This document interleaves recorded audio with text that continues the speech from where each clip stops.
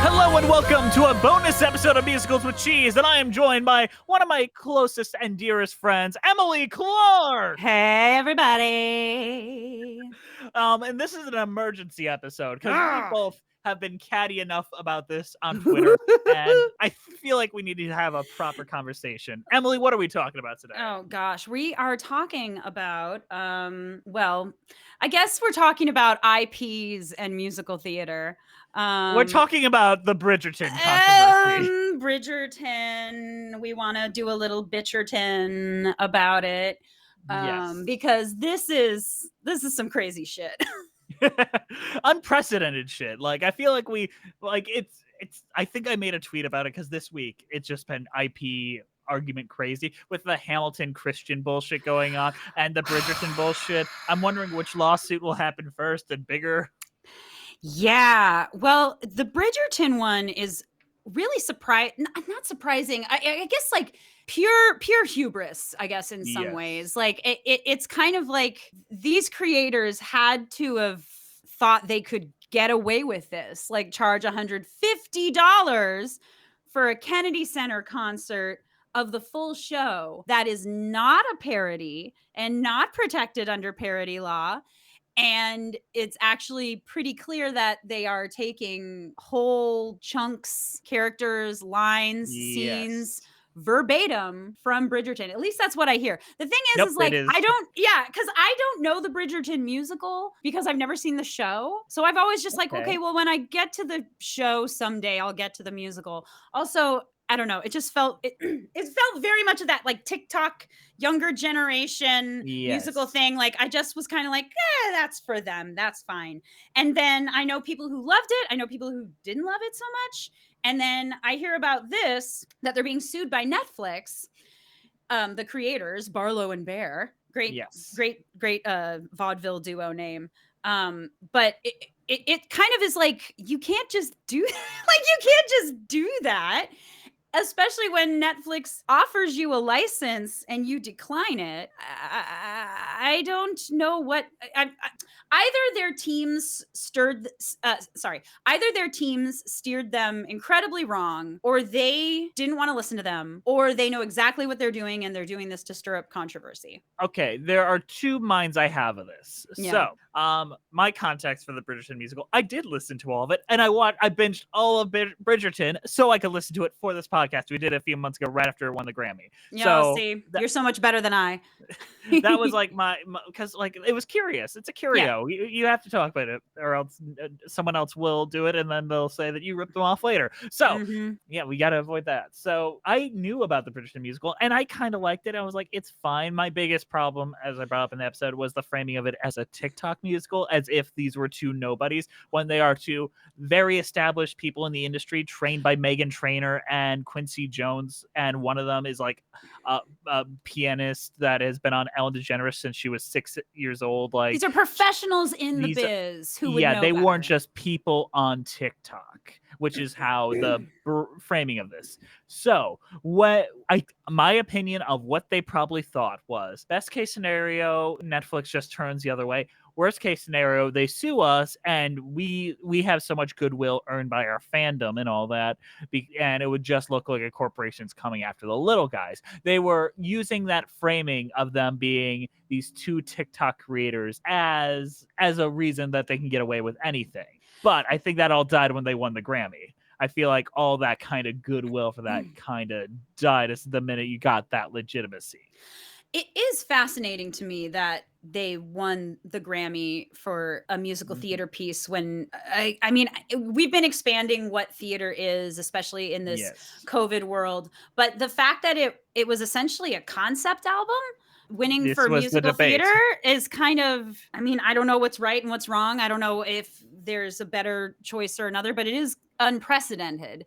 And then the other thing I'm hearing is, they're like 20 and 23, but it's like, they're professionals in the biz. Yes. Like them presenting themselves as like humble TikTok artists is an angle, you know. It's the whole It's marketing. accessibility, yeah, relatable kind of thing.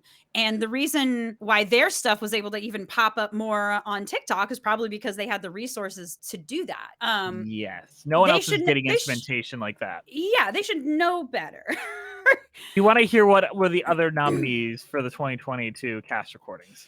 What were they? Angela Lloyd Webber, Cinderella, Burt Bacharach and Steven Sater's Some Lovers, Girl from North Country, which is a show everyone's forgot about it by now, Les Yeah. Mis, the staged concert, Stephen Schwartz Snapshots, which is a bunch of his just old songs, and the unofficial Bridgerton musical. So those were its competition. Okay, well, that makes sense. I Yes. guess it's because also theater wasn't being produced in 2021, you know, Yeah. in the same way. So the pool is very different. And then what, were you going to give it to Cinderella? No.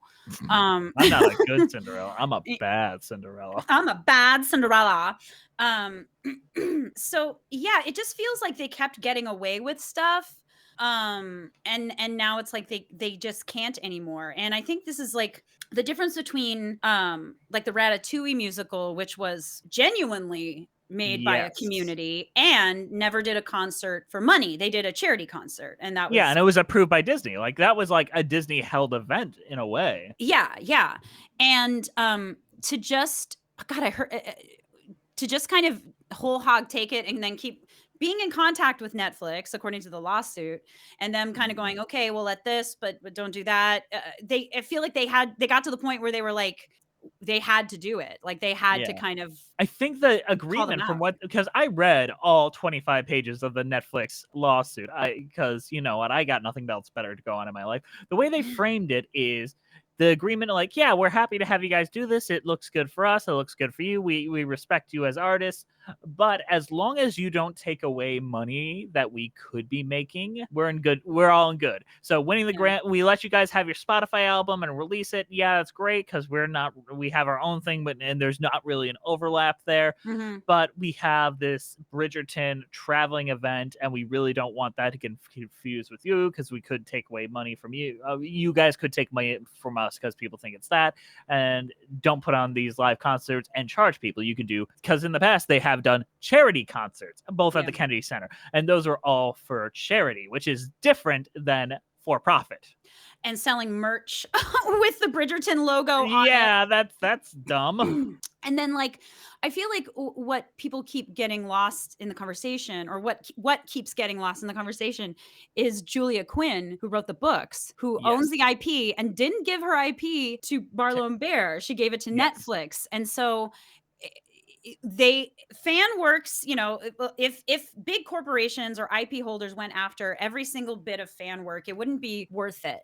But when you're at this level where you're so high profile, you won a Grammy, and you're just like pushing, and then it's like max tickets $150, and then we're gonna do it again in the London. Royal Albert Hall. Yeah, that's really playing with fire, and it cuts to a point where Netflix was like, we have to do something because that's copyright law. Like, and the thing is, being a little theater person and like at the Hollywood Fringe Festival and whatnot, I've seen a lot of unofficial shows. I've seen a lot of parody shows.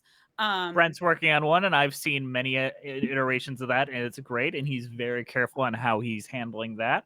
Yes, and they're usually original songs, which is good. Yes. I remember there was one season of Fringe where there were multiple Game of Thrones parody musicals, but I've seen like a Sex and the City one. There was like a Twilight one. There used to be this group called For the Record that would do these unofficial, like kind of cabarets on like kind of a director or theme. Oh, like for example, they did one that was like the Breakfast Club, and it was basically the Breakfast Club in cabaret with the characters kind of singing the songs from the score. And that they must have gotten permission to do that eventually, because my friend did that like on cruise ships. So there are also like things that are eligible, but like, so I'm gonna pull this specifically. Joe Iconis in his most recent album, just called Album, he has one song based in the world of, what is that film, Death Becomes Her, one song from the point of view of Michael Myers returning to Haddonfield, one song in the point of Norman Bates, and like, he doesn't own the IP, he just keeps it vague enough where it could be about that.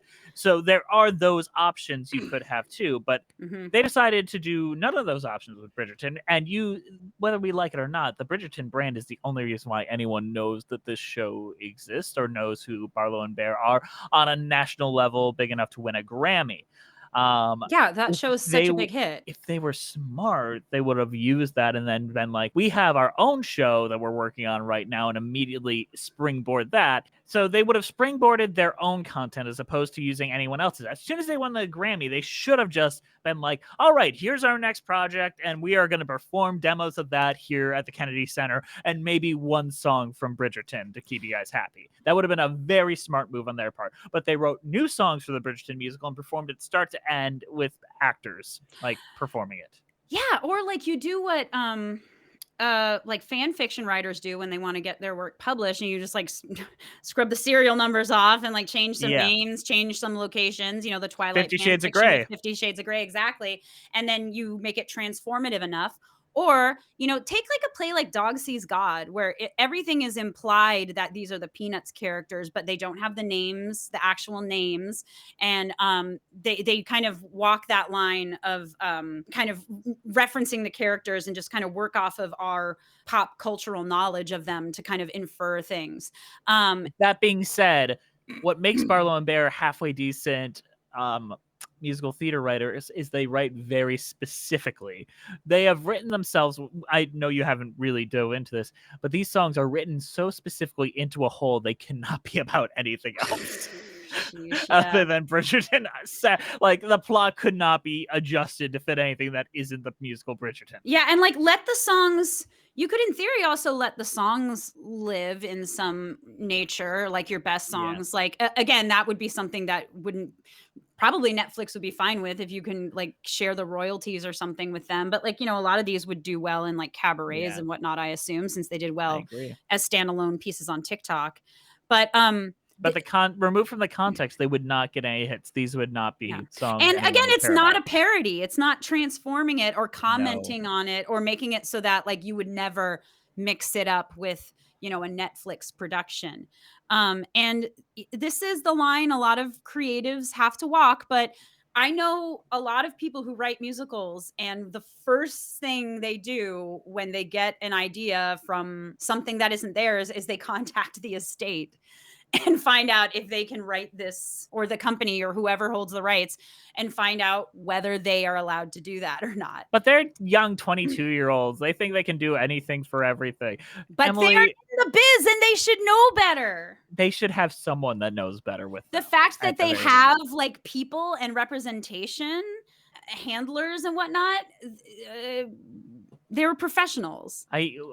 One of my favorite pastimes is watching you argue with young people on the internet. It brings me such joy to watch it happen. I see that a lot of youngsters that just think that Netflix are the big bad guys in this situation are coming at you. What are their biggest defenses? Some of them are like, why did they wait till now? Because they made money. Why did they promote, you know, their stuff before? And it's like, first of all, anyone who owns an IP can go after you whenever. There's no like statute of limitations on that. And that's exactly it. Once it started making money, that's when it became a problem. If they just kept doing it for funsies online and not really making any money, that nothing would have happened. And that's just not how intellectual property and copyrights work. And there's a lot of arguments you can have about copyright law and whatnot, but artists have to create their intellectual property, full stop. And there's no statute of limitations on that. I think there's also just a lot of people who just got very invested in the two of them, in Barlow and Bear. They think, I know a few people who have parasocial relationships with them, just kind of see them as one of us. And that bothers me too, but I'll let you continue. No, I mean, like, and even if they're they're not, that's okay. You can still admire them and like them, but like they made Yeah. it, they fucked up. This is a mistake. You can't just completely take someone else's stuff and just be like, whatever. And they more or And less admitted to the mistake by pulling out of the Royal Albert Hall performance. shit. Yeah. So there you go. Like they can't do it. And I think it'll be interesting to see what comes out further in this Mhm. lawsuit, because Netflix in that document, they really kind of They were thorough. they spilled a lot of tea. Like they kind of told, I don't know. I think some people think that they're just lying, and it's like, No, what? I don't think so. I don't think so either. Just because when I have heard about this show and how it's still called the unofficial Bridgerton musical, I kept thinking like, okay, Netflix has to be involved in some way, or at least have given their permission in some way. And to find out, nope, they just didn't.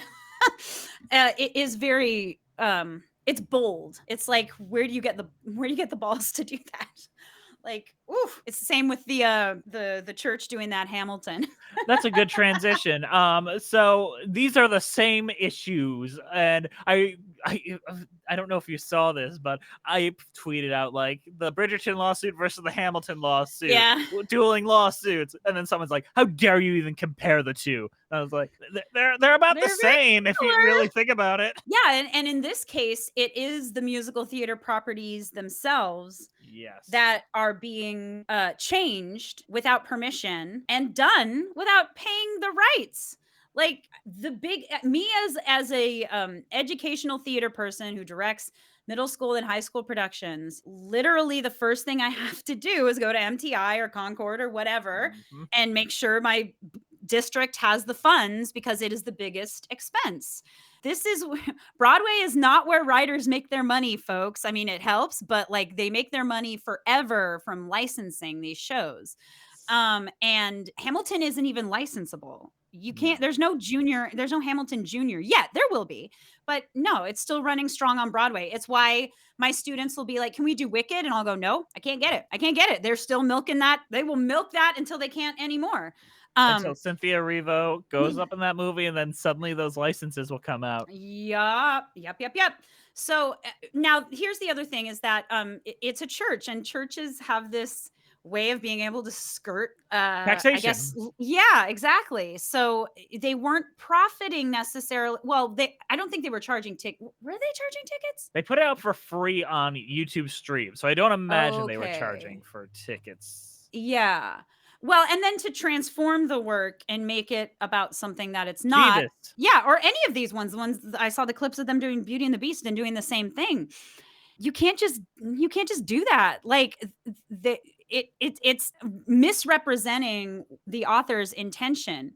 And obviously, you can have conversations with license holders and whatnot, creators with changes. The recent revivals of Oklahoma have Yes. demonstrated that. Where there's the one where they did it in Oregon, where they changed genders, had a trans character, Yeah. all that changed were the pronouns. And then in this latest revival, every word is the same, but some of the orchestrations and the scoring are different, and the directorial intent is different.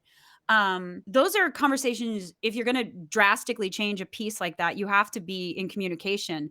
I was part of a theater company back in like 0809, and they did Evita, and they changed Che to be multiple characters. They wanted Che to, That's a choice. yeah, and so because they were like, Che didn't actually know Evita, and it's like, yeah, that's not the point of why he's in the show, but whatever. No. And Rodgers and Hammerstein, it was Rodgers and Hammerstein at the time. They held the rights, and they found out the week of the show, and they said, you need to have a Che or we're going to cancel this production. We're going to have to shut it down. And so they had to take one of the actors who was playing one of the Che's and kind of beef him up, and in order to technically have the role. And they're a pretty well-known theater company. They've been around for a while. And it was that was a moment where I was like, that was bold. That was bold of you to do this without like asking you can't them. design posters without a certain amount going to certain things, even in your local high school. Oh yeah. you think that someone wasn't gonna go for you for making Hamilton say that he has repented with the Lord Jesus Christ and that is his legacy? Have you seen the clips of it? My God, this Yeah. show's wild. Yeah, and I feel bad for those kids because the kids wanna do Hamilton. They are Mhm. always like they wanna do shows like that. They think it's cool. They're like 15 years old. They don't know. They don't know the deals with licensing rights or whether it's appropriate for their voices, or something they can handle and do in a respectful or even entertaining way. It's Yeah. up to the adults to be a little more aware.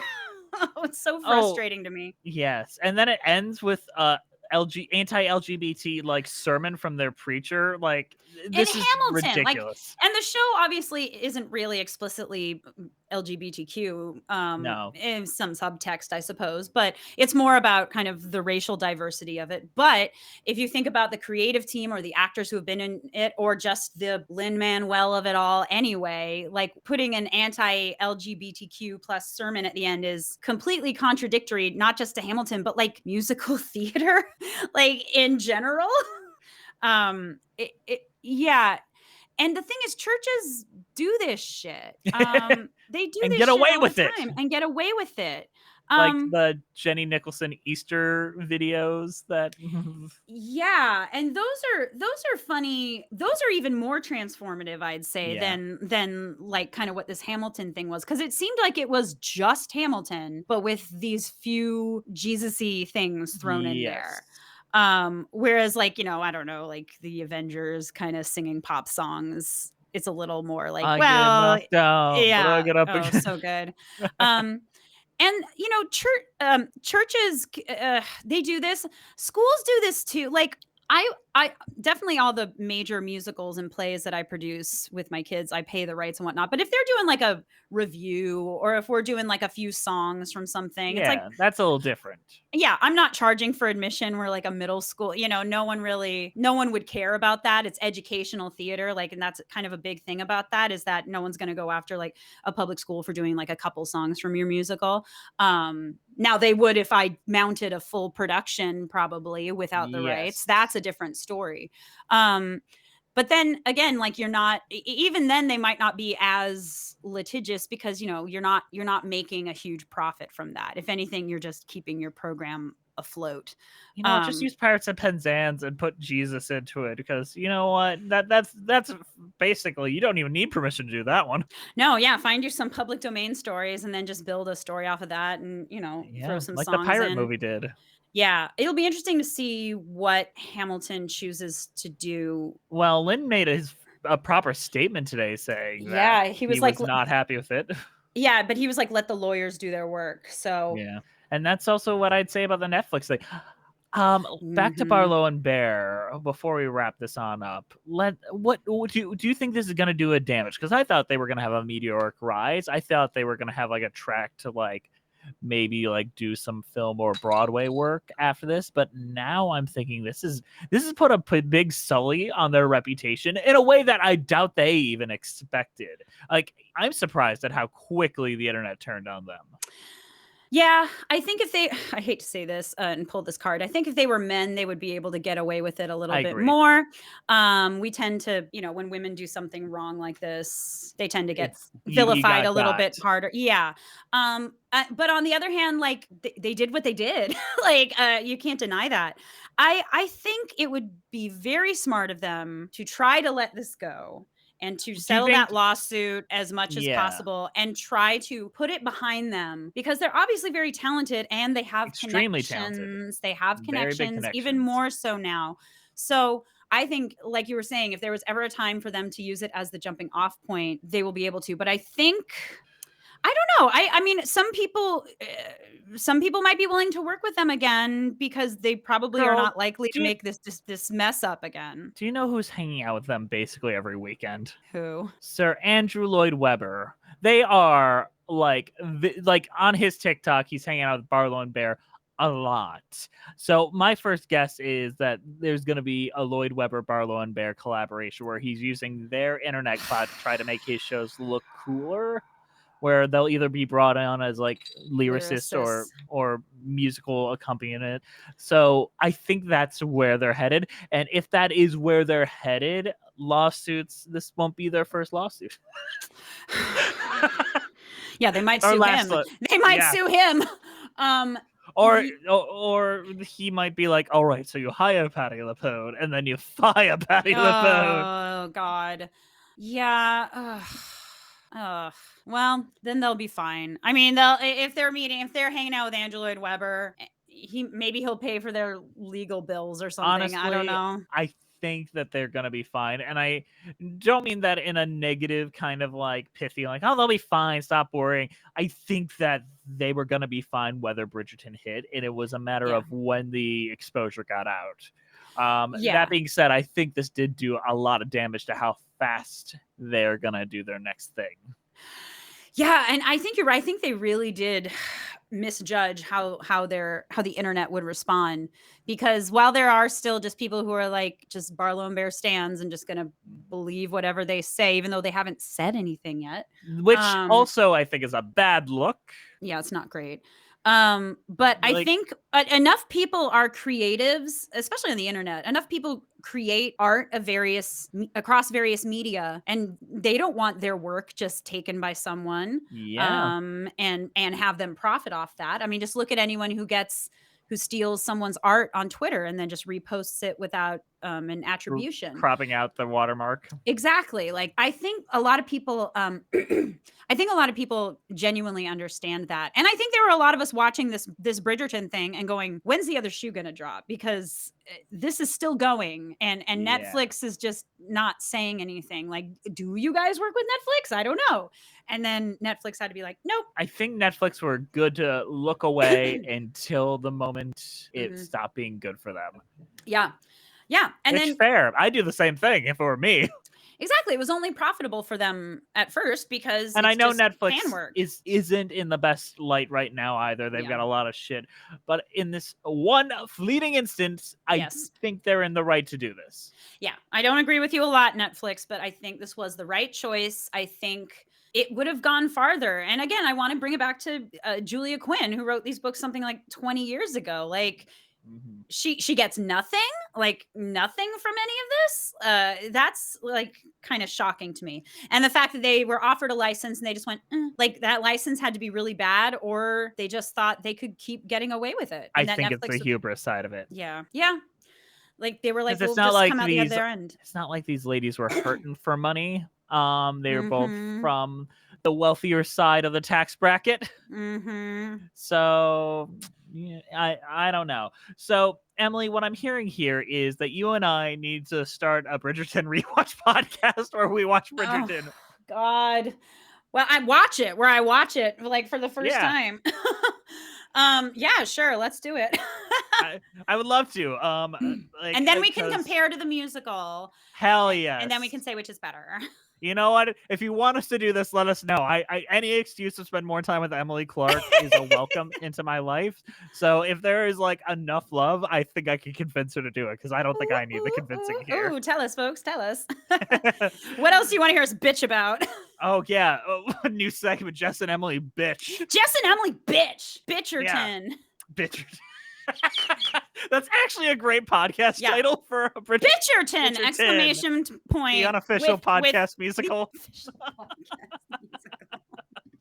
And then we can take a picture like Barlow and Bear, like in that chair with the tiara. We just Photoshop our faces onto it. Onto their faces. There you go. Yeah. There you go. And then we'll be like, what? It's transformative. Yeah. Or it's parody. Emily, we could record our own album. Like, that's just the Bridgerton album, but we just replace every character name with Emily and Jess. But if I were a Jess, I'd go and a Jess and I'd be a Jess. Change every fifth word to like poop or something. I burn for poop. I burn for poop. There you go. Sold. We got a concept here, baby. We got it. Yeah, we're gonna make the millions. Andrew Lloyd Webber, call us. Yeah, give us a call.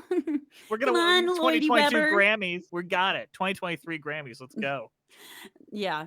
No theater works to be seen in the musical theater Oh, Les Grammys. Mis was in there. Yeah, Les Mis. They need another. You know what we need is another Les Mis album. You say that, but I just saw that the touring production of Les Mis was coming to Detroit. I bought them within the first 5 minutes of them posting because I am a basic bitch, Emily. Yeah, that's okay. That's okay. It's a good show. You're It's a allowed. good show. Yes. All right, Emily. For those that don't know, promote your stuff so they can find you. Oh, sure. You can find me at Stealing Focus on YouTube, and we have a Stealing Focus Patreon. And you can find me at Emily A.B. Clark on all the socials that are appropriate for a woman my age to be on. And also, you just released an incredible video on Diana, the definition of camp, and so many other things with a lot of wonderful people, including yourself. Including you. Oh, blink and you'll miss me. No, it's the best. It's the best. You have to watch to the very end, though. So yes, you're not gonna get like I'm just imagining people halfway. He's not in this yet. Where is he? Yeah, where's Jess? No one's ever thinking that, Emily. I am. Oh, I'm right here, and I'm right next You're to your heart. next to the cheese. Hell yeah! I can't wait to see you in person. It's gonna be soon. I feel it in my gut. Like I'm gonna be hanging out with you, drinking wine, and we're gonna sing musical theater songs. It'll be a good time. Done and done, baby. Done and done. All right, we'll see you next time on Bridgerton. Bridgerton with Jess and M. Forget the ache of yesterday.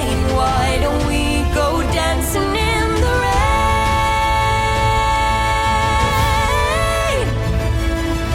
I know you think that I should change, but nothing in the world could sway my way. When I can't even drink champagne, dancing in the same room, but you're an ocean away. You're an ocean away.